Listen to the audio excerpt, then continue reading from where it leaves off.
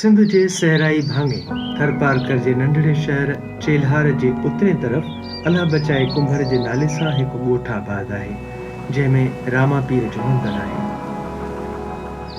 सद पंध ते हिकु बुज़ुर्ग जी दरगाह ऐं राणा सिर जी तराई मौजूदु आहे। इन ॻोठ में हिकु सुर ऐं तार जो पाड़ो बि आहे, जंहिंमें मंगणहार फ़क़ीरनि जा केतिरा ई घर आहिनि। नाबीन रागींदड़ बुढ़ो फ़कीर इन ॻोठड़े में 1971 ईस्वी धारे पैदा थियो। ओ मारा लाल वण जारा धीरे बोला लखी वण जारा जी कमल लई हालो नी गुजरात। सुर ऐं साज़ सां हूअं त हुन जो जनम जो लाॻापो चइजे, पर फन जी सिख्या हुन ख़ुदा बख़्श फ़कीर नबी सर वारे खां वरिती ऐं संदसि महबूब शागिर्दनि में ॻणियो वियो। इहो फन जेको आहे रूह जी ग़िज़ा राग जेको आहे असां मंगणारण जो कमु आहे ॻाइणु, ऐं उन खां पोइ आउं जॾहिं नंढो हूंदो हुउसि त इहो सादो केटू जेको हूंदो हुयो उन खे भञ ॾेई ईअं बाजे जीअं वॼाए ऐं मां ईअं ॻाईंदो हुउसि। उन खां पोइ वरी बाबा जेको सो मूंखे बाजो वठी ॾिनई, बाजो जे वठी ॾिनई। बाजे में मुंहिंजो उस्ताद ख़ुदा बख़्श नालो आहे, नबी सर रोड जो हुयो साईं, वॾो मास्टर माण्हू, उन मूंखे पसंदि करे शागिर्द कयो। पर ख़ुदा जी कुदरत है, मूं पे गायो को प्रोग्राम हुयो, उन में वेठे गायो त हमरान ताड़ियूं वॼाए दाद ॾिनो। उन सां हिन जॻह ते मूंखे इन लोंदरी में जहिड़ो जी किलो हणूं ईअं सटको थियो, सटको थींदे सर नज़र जा ॾाढो रंगीन बाक़ाइदा मुख़्तलिफ़ रंग शुरू थी विया। उन खां पोइ साईं हाणे 31 महीना मूंखे न राति आराम हुई न ॾींहुं आराम हुयो।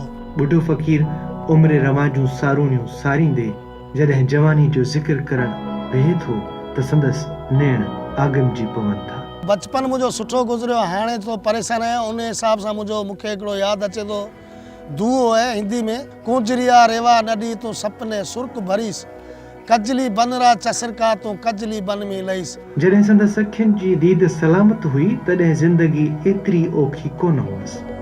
बुढ़ो फ़कीर मौसीक़ी जंहिंजी पहिरीं ऐं आख़िरी मोहबत आहे ऐं संदसि गले मां ज़ख़्मी कोयल ॻाईंदी आहे, पर संदसि बच्चन जो गुज़र सफ़र ॾाढो मुश्किल थी पियो आहे।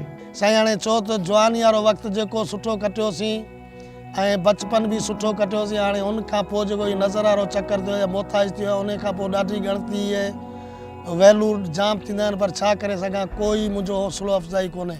5 पुटनि ऐं 2 धीअरनि जी औलाद अथसि ऐं पूरे कहोल जी किफ़ालत जो बार हिन मिसकीन जॾड़े जे कुल्हनि ते आहे।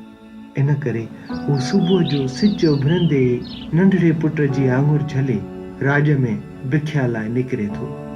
आसपास में संदसि राज जा समे घर आहिनि।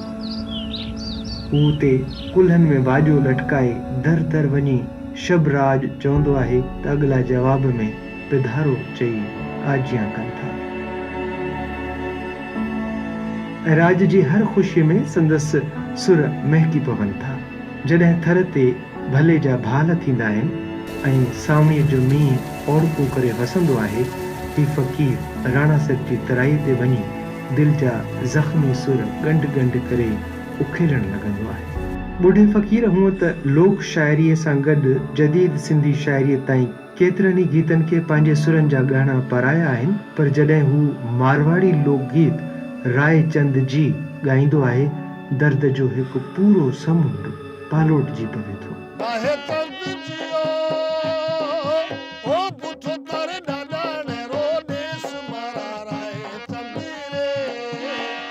रायचंद जी जेको हिकु वर खां विछड़ियल सोढीअ जे ॾुख जो अनमोल वखर चयो वञे थो।